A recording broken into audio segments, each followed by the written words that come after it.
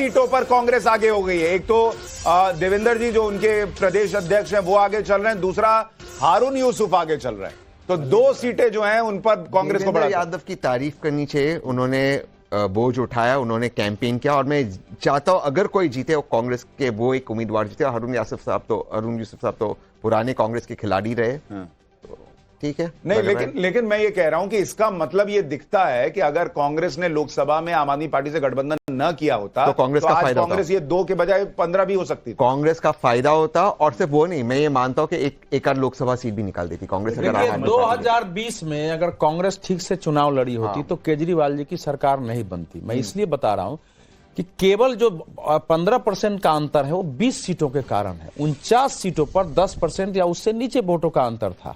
तो वो 3000, 4000, 5000 का जो था वो कांग्रेस बड़ा फैक्टर था 2020 में केजरीवाल जी के विजय का।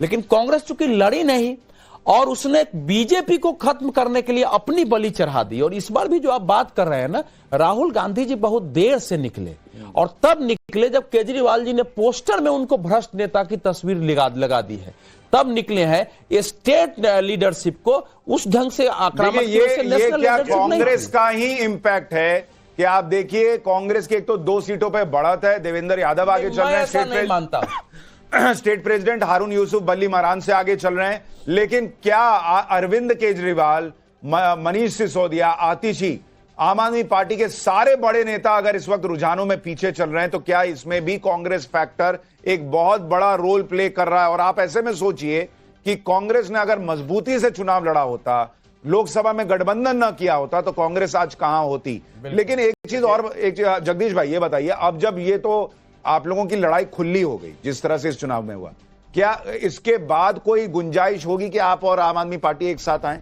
देखिए सुशांत भाई, मैं अपने नेताओं को बार बार ट्विटर के माध्यम से मिलकर बताता रहा हूं कि गठबंधन की वजह से आज हमारी स्थिति है। पूरे भारत में कांग्रेस का कार्यकर्ता है, खड़ा है, पर होता क्या, जब गठबंधन को सीट चली जाती है वो हताश हो जाता है, घर बैठ जाता है या उनके साथ चला जाता है। ये तो हाईकमान को सोचना पड़ेगा कि गठबंधन की राजनीति से हमें दूरी बनानी चाहिए और अपने दम पर अनाउंस कर देना चाहिए, तो स्थिति और अच्छी हो जाएगी। देख लें अगले 5 साल बाद बहुमत में सरकार आ जाएगी, क्योंकि लोग कांग्रेस को चाहते हैं। कांग्रेस एक विचारधारा है। प्रेम कुमार जी, शर्मा जी थोड़ा सोचें कि देश की राजनीति जो है गठबंधन पे ही चल रही है। एनडीए भी गठबंधन पे है, और कांग्रेस जब सत्ता में वापसी की थी, वाजपेयी सरकार को हराई थी, तो गठबंधन पहली बार जो था कांग्रेस गठबंधन में आया। पहले गठबंधन पर विश्वास नहीं करती थी, तो वो दौर जो है 2-2 कार्यकाल आपको गठबंधन के कारण मिला। आप इंडिया गठबंधन को जो खड़ा कर पाए, अपोजिशन में बीजेपी को जो रोक पाए, वो गठबंधन के कारण रोक पाए। एक चीज और है, मुझे ये बताइए अवधेश भाई, ये बताइए क्या ये आज जो भी रिजल्ट आए, केजरीवाल जीते या हारे, जितना इस बार दिल्ली के चुनाव में आम आदमी पार्टी और कांग्रेस ने एक दूसरे के लिए बोला है, स्पेशली कांग्रेस ने जो यहां तक कह दिया उनके नेताओं ने कि केजरीवाल और उनकी पार्टी तो पॉलिटिक्स में होने ही नहीं चाहिए, इनकी कोई विचारधारा नहीं है, क्या इंडी अलायंस आज खत्म होगा या उसमें केजरीवाल रहेंगे या नहीं, ये आज तय होगा? नहीं, देखिए इंडी अलायंस की चूंकि डायरेक्शन स्पष्ट नहीं है। सब बहुत बड़ी खबर, मिल्कीपुर में बीजेपी आगे चल रही है। अयोध्या की मिल्कीपुर सीट जिसको लेकर हर कोई इस वक्त चर्चा कर रहा है कि क्या अयोध्या में बीजेपी की हार का बदला आज योगी आदित्यनाथ की सरकार ले पा रही है या नहीं, या योगी आदित्यनाथ और बीजेपी ले पा रहे हैं या नहीं। मिल्कीपुर सीट पर बीजेपी आगे चल रही है। मोटे तौर पर अखिलेश यादव तो कह रहे हैं कि भाई प्रशासन ने ये किया वो किया, लेकिन मोटे तौर पर आप किसी से भी बात कीजिए, ज्यादातर लोगों को यह लगता है कि मिल्कीपुर में पब्लिक जो है वो सेंटीमेंट पे वोट कर रही है कि भाई अयोध्या में हमने कैसे बीजेपी को हराया। अशोक यादव हमारे साथ समाजवादी पार्टी से जुड़े हुए हैं। अशोक भाई, मिल्कीपुर में सपा पीछे।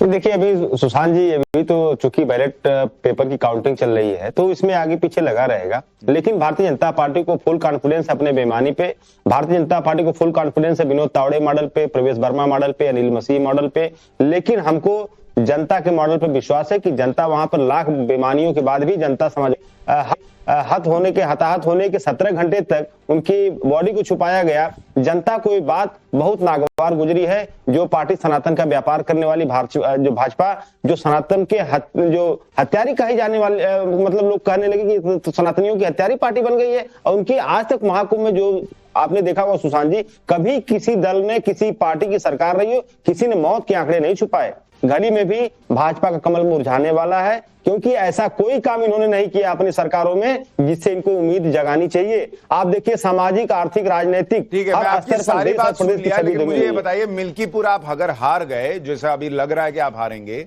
तो इसका मतलब अयोध्या को लेकर जो आप लोगों ने किया, जिस तरीके से अवधेश जी को आप लोग एक ट्रॉफी की तरह घुमाते रहे और लोगों के मन में यह था कि हमने कैसे अयोध्या बीजेपी को हरा दिया, आज उसका भी नतीजा है, ये मानेंगे आप लोग?